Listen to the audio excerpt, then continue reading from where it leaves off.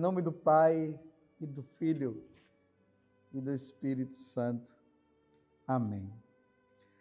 Naquele tempo, os discípulos de João Batista e os fariseus estavam jejuando. Então, vieram dizer a Jesus: por que os discípulos de João e os discípulos dos fariseus jejuam, e os teus discípulos não jejuam? Jesus respondeu: os convidados de um casamento poderia por acaso fazer jejum enquanto o noivo está com eles? Enquanto o noivo está com eles, os convidados não podem jejuar. Mas vai chegar o tempo em que o noivo será tirado do meio deles, e aí então eles vão jejuar. Ninguém põe um remendo de pano novo numa roupa velha, porque o remendo novo repuxa o pano velho e o rasgão fica maior ainda.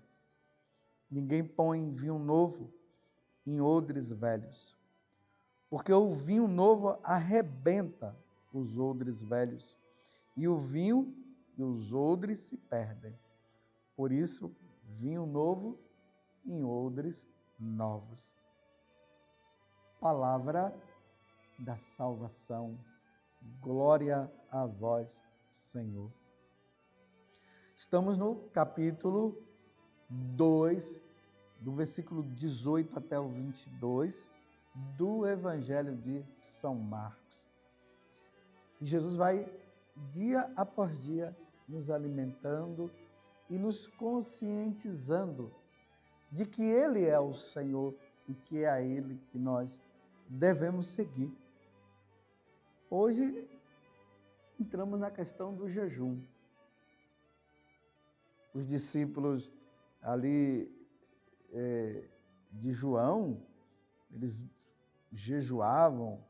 Então, os discípulos de João Batista e os fariseus estavam jejuando. Então, vieram dizer a Jesus: por que os seus discípulos não jejuam? E aqui Jesus está trazendo algo novo. Por isso que ele termina o Evangelho dizendo: vinho novo em odres novos. O jejum, agora, ele tem um sentido diferente. Nós jejuamos tendo em vista Jesus. Então Jesus, ele diz que quando ele está no meio ali, com os discípulos, a presença dele é uma presença de alegria. Aí Jesus faz uma comparação com uma festa de casamento. Ninguém vai para uma festa de casamento no momento em que ali o casamento está acontecendo e a festa e tudo, está todo mundo lá em lágrimas chorando. Não, no casamento está todo mundo feliz, todo mundo contente.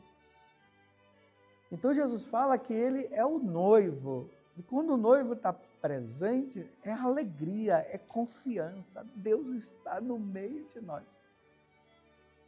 Aí Jesus agora diz, eu só estou interpretando aqui o que ele falou no Evangelho. Ele diz: vai chegar um dia que eles vão jejuar. E qual foi esse dia de tristeza na vida dos discípulos que eles então jejuaram? Foi no momento do padecimento de nosso Senhor Jesus Cristo. Aquela sexta-feira, que começou, na verdade, na quinta-feira à noite, ali, quando Jesus instituiu o sacramento do sacerdócio e da Eucaristia. E ali diz que Jesus tremeu naquele momento, porque ele disse: um de vós há de me trair. Aí lembremos da traição de Judas. Jesus deu a oportunidade a Judas, no caso, se arrepender do que ele estava querendo fazer, que era matar Jesus. Mas Judas, infelizmente, acaba realizando. Jesus ainda disse para ele: vai e fazes o que tu tens que fazer. E ele foi e fez. E aí Jesus foi preso.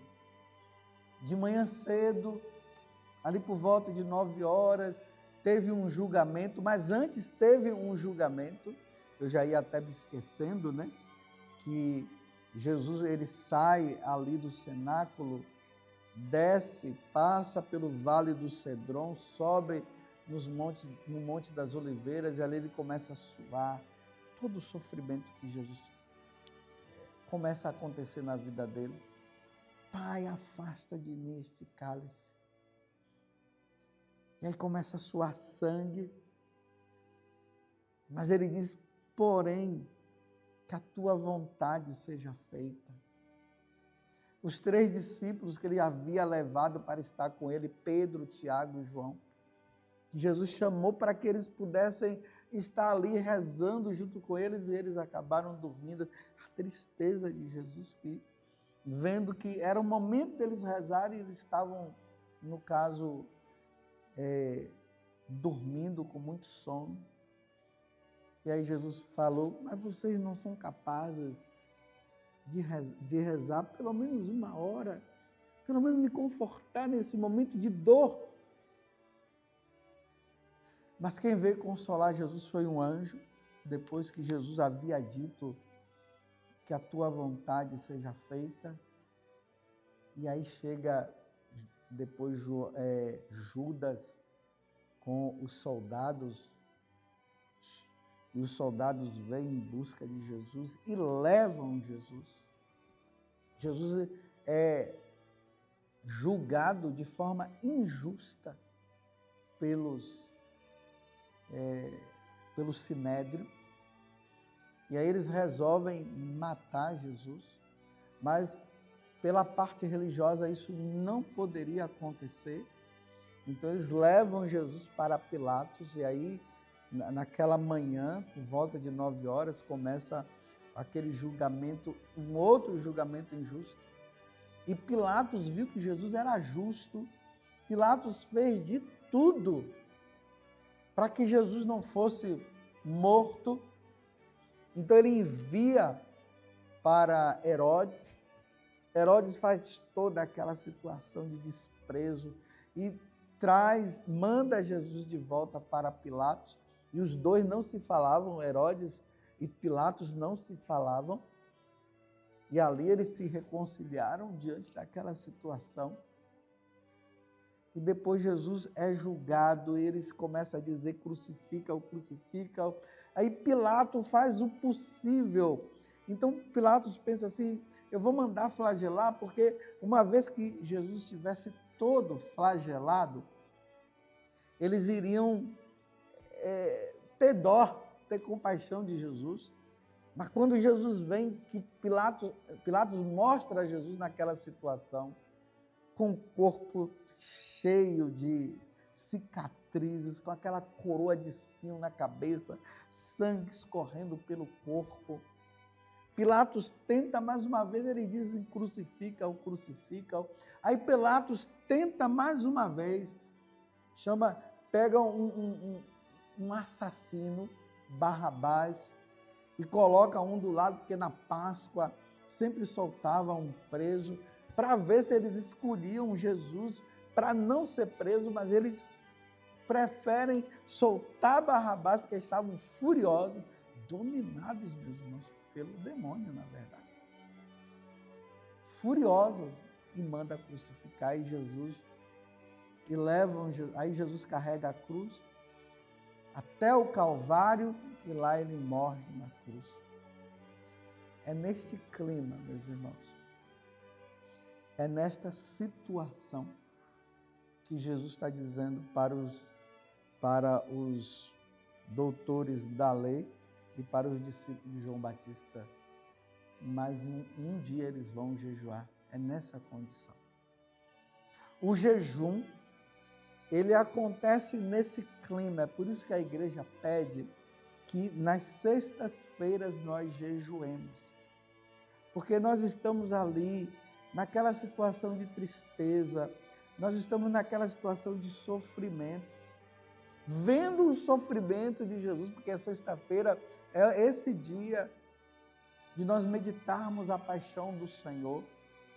Então a igreja diz, olha, vamos nesse dia se abster de carne, e vamos fazer jejum. Aí a igreja coloca que devemos fazer somente as 3 refeições. Uma podemos comer bem e as outras 2 diminuir o alimento, porque nós estamos ali naquele clima de tristeza,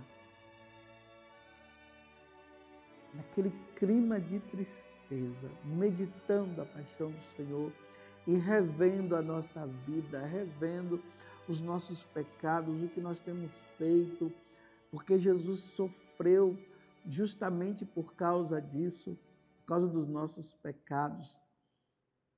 E geralmente quando nós temos uma pessoa na nossa casa que morre ou que está muito doente, a fome desaparece.